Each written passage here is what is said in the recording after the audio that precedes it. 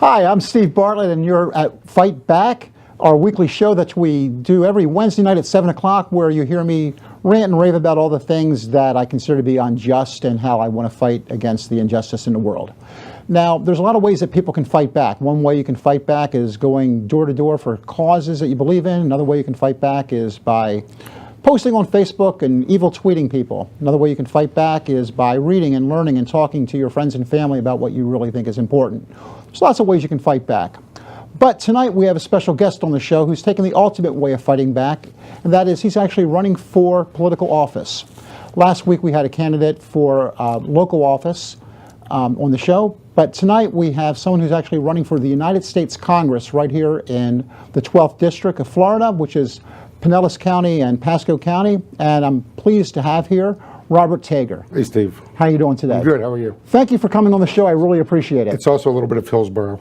It's also a little bit of Hillsborough, too. A little bit of Hillsborough. Yeah, they have a really weird drawn map in order to gerrymander. And that's why, when was the last time a Democrat held this district? Well, I think his dad, Bilirakis' dad, took it in '82. I don't know if there's ever been a Democrat that's held this district. Well, the Bilirakis, which I guess is the plural of Bilirakis, they've been in power here since I moved to Florida in 1987. Correct. So, you know, I have a problem with the idea that, you know, we're not like the Middle Ages where there was a lord and master, and then the serfs worked the land, and then when the son of the lord grew up, he became the new lord. I think in a democracy, we're supposed to have a changing of the guard. Do you think that's been a problem in this area, that we keep having the Bilirakis in charge? Yeah. That's why nothing changes. We have the same representatives. Things stay the same. But people have to get out. They have to get mobilized. They got to vote. They got to demand action from our representatives. People haven't been doing that. Okay. And we gerrymander so he is safe. And nobody wants to run in a safe red district against a red candidate. So we're stuck with them.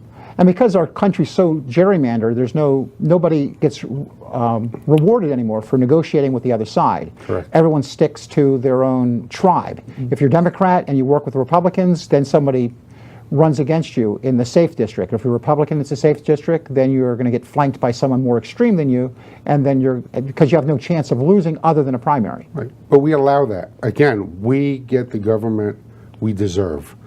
We should be electing more people that want to talk to one another. You know, I've been campaigning. I ran against Bilirakis in '16. I lost. I'm running again. And the more I talk to different people, Democrats, Republicans, Independents, the more I see how similar we are. Everybody wants the same thing for the most part. The social issues are something different. But you talk to people, you know, what is your biggest concern? It's always health care. It's always the cost of prescription drugs. It's always better education, better opportunity, better wages, help making ends meet. A problem that I've seen with Democrats in the past, at least in the last election, is that we've been trying to go towards a niche market, going for I mean, I feel bad for people, but there's not that many children who are having problems with their sexual identity going to school.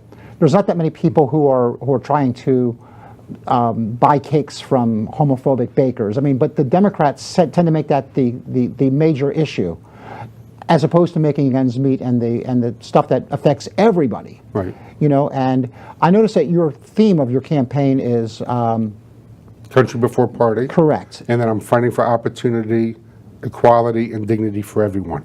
I don't like labels, and I have issues. I'm a lifelong Democrat. Always been. Always voted as a Democrat. Never missed a vote. Back in the old days, you could cross party lines because the difference between Democrats and Republicans was very, very slim. Now we're into all these other social issues. But one of the issues I have is that as Democrats, we believe we are the big tent party. Everybody comes in, but we have all these little rooms where all these little different groups are. Right, you got the Blue Dogs. You got the Blue You got the Dog. pro-life. Right. You got the Bernie Sanders Democrats. You got the mainstream Democrats. Right. You have the different caucuses for each of the different minorities, and then within them, then you have the women's caucus, and it just never ends. And I think that's one of the problems is that if we deal with everybody equally. Okay. And well, I don't care what group you're in. I care about how you are, Robert Tager. Take away being a Democrat or be a Republican. What do you actually believe in? Well, since you brought up though the issue about all these little people that are stuck in, transgender and these others, one of the issues that's very big with Democrats is being against disenfranchisement of voters. That's a very important issue because people need to vote in order so we have a legitimate government. There's a huge population that nobody ever talks about, and those are the people that are sitting in our county jails. Many of them are not convicted felons. Many of them are registered to vote. Many of them want to vote, but they are not given the ability or the opportunity to vote. My campaign, Don specifically, myself, we've been trying to find out what the problem is. You talk to the Secretary of Elections, well, it's the sheriff. Talk to the sheriff, what's the Secretary of Elections. But these and the people who can't get out, it's not because they committed a more heinous crime. They just can't afford to get out. A lot of people are sitting in on misdemeanor trespass charges, Okay. and they're in for 9 months. And they're not allowed to vote. And there's no way for them to vote. So they haven't been found, it hasn't been found that they're not allowed to vote because they're not convicted felons yet, Correct. and yet they can't vote simply because they're poor. And that's right, because if they had money for bail, they'd be out, they'd be able to vote. What about the concept of being presumed innocent? That doesn't really fall to the state so much. That's stuff that defense lawyers like you and I push. Right, we're in. part of the same club. And we believe in that. We believe that people are presumed innocent until the government proves differently. Okay, but let's hit some issues. What do you think Go. the most important issue facing voters in Pasco County or Pinellas County is right now? I would probably say health care and the cost of prescription drugs. That's a very big one. Okay. My solution is simple. I like a Medicare for All program or a universal or something else, but I'm also very pragmatic, and I recognize when I read the Bernie plan, when I read the Conyers plan, it's going to take a minimum of 5 to 7 years just to get it off the ground. That is without lawsuits. So what do we do now? Right now, I say that we open up Medicare as a Medicare public choice. Allow people like me and you, self-employed people, to buy into it. And how much will that cost? Is it going to cost the average person more or less than what they're paying right now for insurance? Oh, much less. I figured it'd probably be about $350 per month, which is still an astronomical amount of money. Okay. But currently, And that's going to come out of the person's paycheck themselves. correct. So therefore, employers who are paying right now for people's health care, if you choose to have Medicare yourself, that's going to save employers money. Employers can buy into it for their employees, so Okay. it saves them money. The overhead for Medicare is about 2.5%. The overhead for private insurance is anywhere from, I think it's 16 to 22%. Because they don't have all the administrators and they're not for profit. Correct. And so what that does is it naturally begins to expand Medicare. One of the issues I have with Medicare for All is this. There are currently about 70 million people on Medicare. We're a nation of 325 million people, plus or minus a few million. You shove all those people into Medicare at once, the system will collapse. There's not enough of doctors, there's not enough of infrastructure, there's not enough of everything. By allowing people to buy into it, what happens is it begins to naturally expand the infrastructure. And as people like it, they tell their friends, come try it. They go into it. Now, And Medicare doesn't cover 100%. You still have to make a co-payment. Correct. Okay. But here's what will happen. The price after a while, as employers start buying in for their healthier employees, the price will naturally drop down. Now, here's the great thing. People who can't afford to buy into Medicare could get the same subsidies as what's on the Affordable Care Act. And the beauty of this is now, the Affordable Care Act gives a subsidy, but that subsidy goes to private insurance companies. Instead, it would go to Medicare, which would further strengthen the Medicare trust fund. How is the Medicare for All idea different from the public option that they were trying to push when Obamacare was really originally The Affordable Care Act, there was no, they never came with a public option. Well, they tried to do it, but it got filibustered and they had to kick it in order for it to pass. I don't even think it got to the vote, but I think Obama I could be wrong, but I think he capitulated, just gave it up to make the Republicans happy. I don't even think it was part of the original plan. But what I'm talking about, the Medicare public choice, is exactly what they used to call the Medicare public option. It is the same. Open it up, let people buy into it. So it's not free, it's not charity, it's not welfare. Let people buy into it. And you're cutting out the insurance companies. I mean, right now they're making billions of dollars, and that's money that's not going to the doctors and it's coming out of taxpayers' That's right. pocketbooks. So, I mean, if it's coming out of your own wallet, it's going to save money by having a Medicare for all type. But see, that's the other thing. I think our tax code needs to change. As a small business owner, I pay almost $1,000 a month for my health insurance. I should be able to deduct that. Individuals who buy their own health insurance should be allowed to deduct that dollar for dollar. That way, also, I get money. The $10,000 I spend a year on health insurance is $10,000 I can't spend on housing, on clothing, on food, for my children, for anything else. It doesn't go into the economy. If everybody has Medicare for all, though, will the doctors be making less money because there's not going to be as much co-payments going to them from the government? The Medicare reimbursement rates are generally higher than what is negotiated between insurance companies and doctors.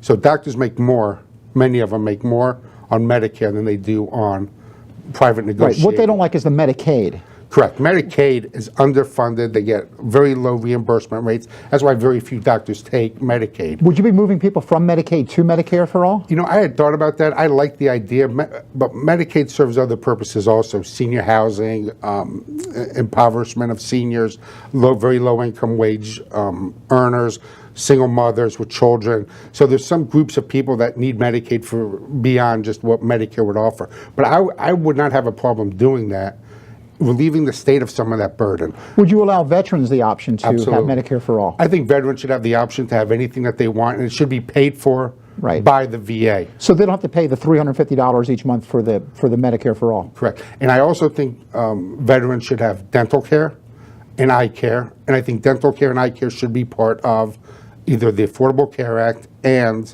Medicare, public option Medicare for all. Now, I'm not saying we should get rid of the Affordable Care Act because that's what prevents exclusions for pre-existing condition. That's what prevents. Well, lifetime exclusion. Medicare already doesn't exclude for pre-existing conditions. Correct, but if we do a Medicare for all and we're waiting for that to be passed and implemented, right? Then there's still nobody can go into it. So everybody would be buying into the Medicare public option. But those people who choose to stay in the private insurance market would still need those protections from pre-existing condition exclusions and others. And the thing that people hate the most about insurance companies is, Their pigs. which is basically started with the HMOs, is they tell you which doctors you go to. They say, oh, you're not part of the correct plan, you got to go see this doctor. When it's Medicare, you see whoever you want. Correct.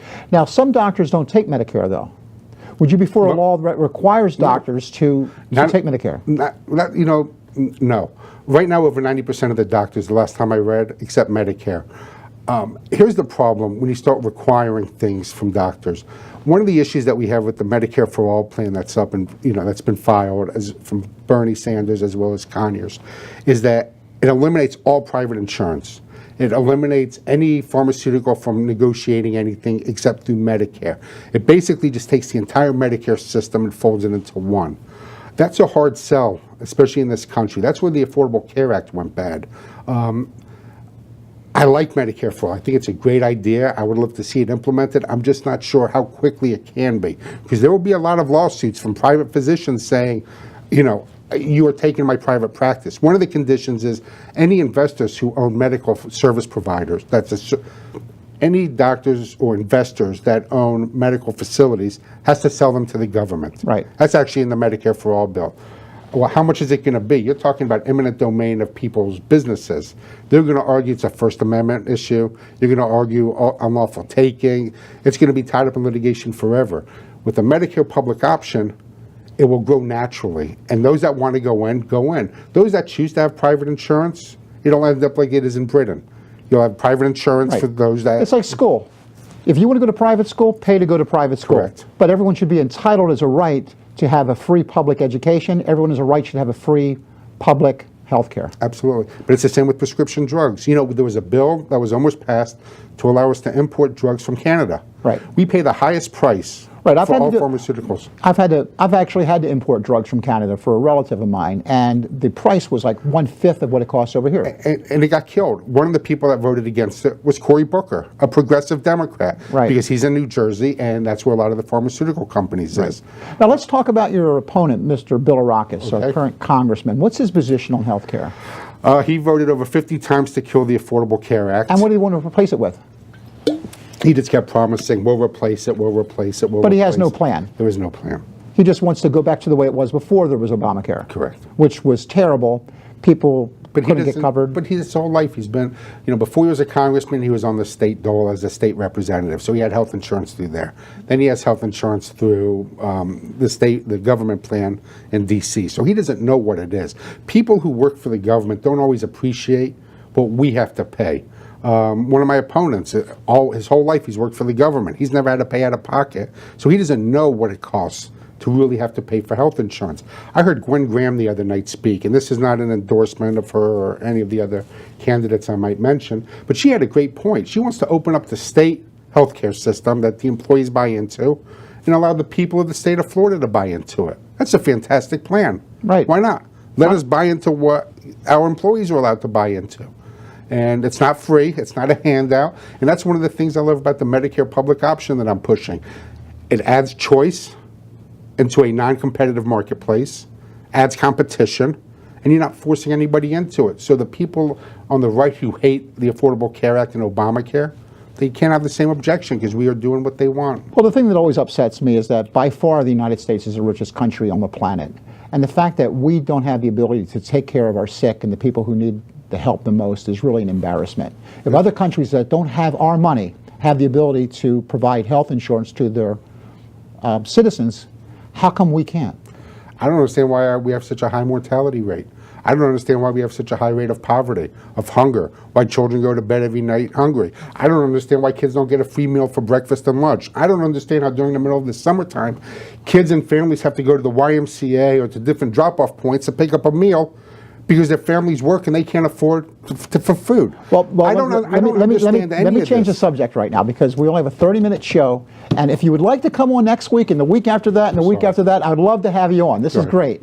But we might want to talk about other issues go. for watching the show. Should dime. Okay, how do you how do you think you can start increasing wages in this country? Because that's the big issue. People talk about unemployment, but the thing that people are really upset about is if I'm already employed, the employment rate doesn't affect me.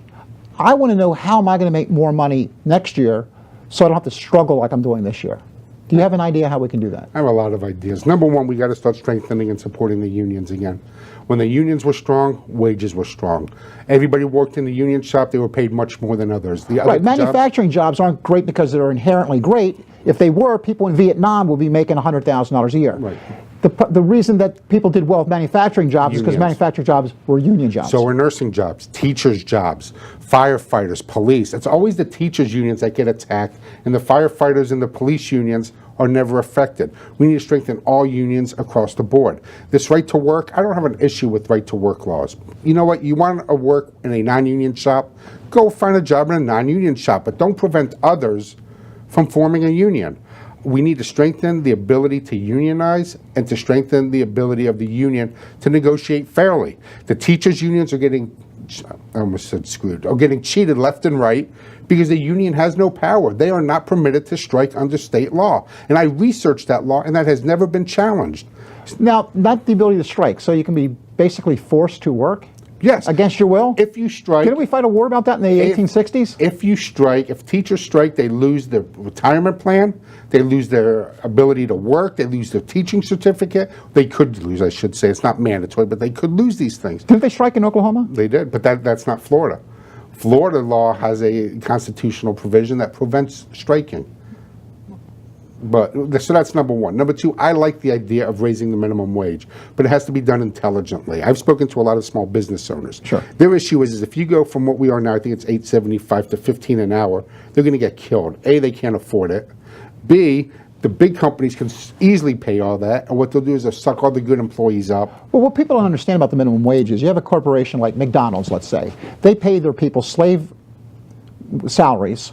make big profits themselves. They could afford to pay it, but they choose not to, so they can give their executives huge bonuses. And then us, the taxpayers, subsidize McDonald's by giving these people welfare checks and food stamps because McDonald's wants to make more profit. And I say, let McDonald's shareholders pay for their employees, not the federal government. I think that if a person works 40 hours a week, as Bernie Sanders says, they shouldn't live in poverty. Right. But here's my twist on it. If they work 40 hours a week and they need public assistance should send a bill to the company they work for and say, this is what you have to pay back now. Because the public dole is picking up and giving social welfare to Walmart. Walmart pays their employees low enough for a lot of their employees are on public assistance. Well, pay a living wage. And I've seen statistics because there's this myth that says that, well, if you give people $10 an hour working at McDonald's or $15 an hour, then the hamburgers are going to cost $10 a hamburger. Yeah. Because people think that price is based upon you take your overhead and then you make yourself have some profit. But economics teaches that price is based upon supply and demand, has nothing to do with your overhead. So even though they will make less profit, the price of a hamburger really won't go up that much if you give the employees a raise. But I don't know if the profit would go down, because when people make more money, yes, it will cost me and you an extra nickel for that cheeseburger. Exactly. But the employee makes more money. And when the employee has more money, he spends more, which means sales go up. It stimulates the economy everywhere. Correct. You know, the number one stimulus for an economy during a recession is unemployment compensation. Correct. Because the people that receive that spend it. The people at the low end of the economic spectrum, you, me, regular Joe They don't schmoes, save the money. They can't. Right. They have to spend it in order to keep a roof over their head and keep their children clothed. The rich are the ones that save their money, which is why the velocity of money is shrinking, because they're hoarding it. It's not coming back into the economy, so the dollar is turning over lesser and lesser. So what you got to do is, if you raise the cost of, if you raise wages a little bit, the consumer has more money to purchase those items. Right. This is the same concept. It's funny because it's the exact same concept of what NAFTA was supposed to do. Import jobs and help Mexico raise their minimum wage, raise their economic standard, then they would buy more products from us.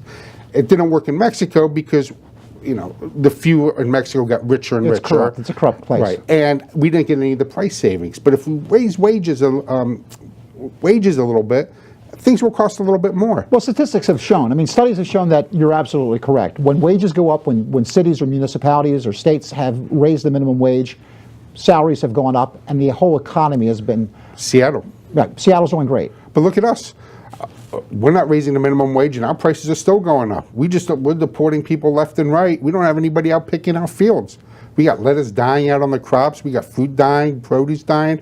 I always like talking about this. Publix. 2 bags of lettuce used to be $3 a year and a half ago. 2 bags of lettuce are now $6. Now, what has Mr. Bilirakis done since he's been congressman to try to help the middle class make more money? Nothing.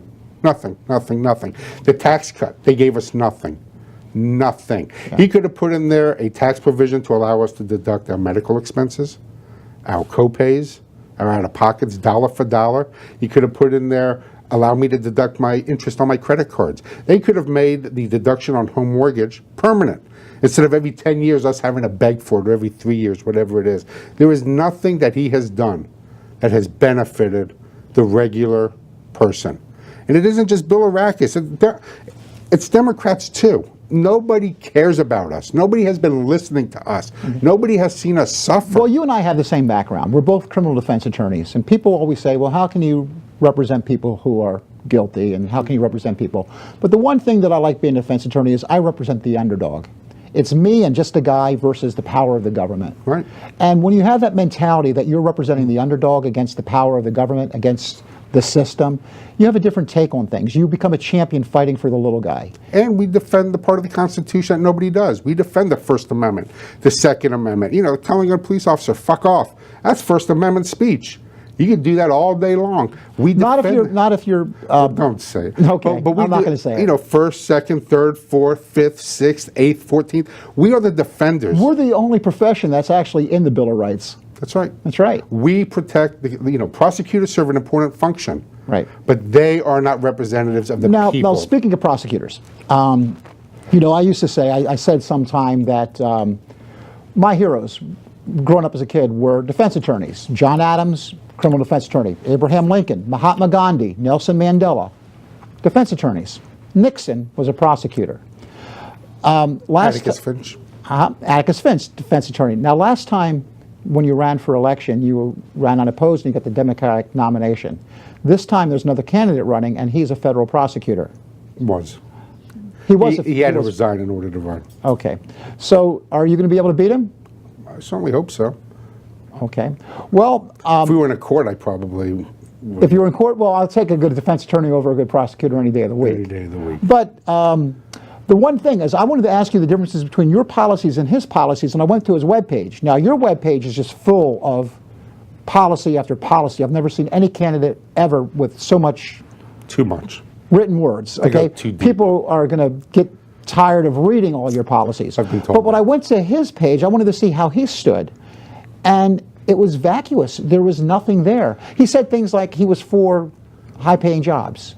You know, he's for loving puppies. He's for nice weather. American He didn't- service. He's for American service. He's 9/11. for, you know, it was almost as vacuous as saying he wants to make America great again. But I don't know. I mean, maybe he is just doing that strategically. He's afraid to upset the right-wing part of the Democratic Party, or he's trying to not be ideological. I can't say the word right now because I only have like 30 seconds left. He's trying to not talk politics and hope he can get elected without his views actually being expressed. Bilirakis does it every single election cycle. Yes, he does. Well, we're basically out of time. To quote some of the judges, we're out of time. That was a half But I'm hour. really happy that you were here tonight. If you would like to come back again, I'd love to have you on. We can talk about more issues. Anytime. Okay. Well, I'd like to thank my guest tonight, Robert Tager, who's running for congressman. Go vote. Okay? Please. Do not stay at home. Don't be apathetic. The worst thing you can do when facing injustice is to stay home and not care. Vote by Don't ballot. close your eyes. What you have to do is you have to stand like a grown-up and vote. That's how you fight back. See you next week. Thanks a lot.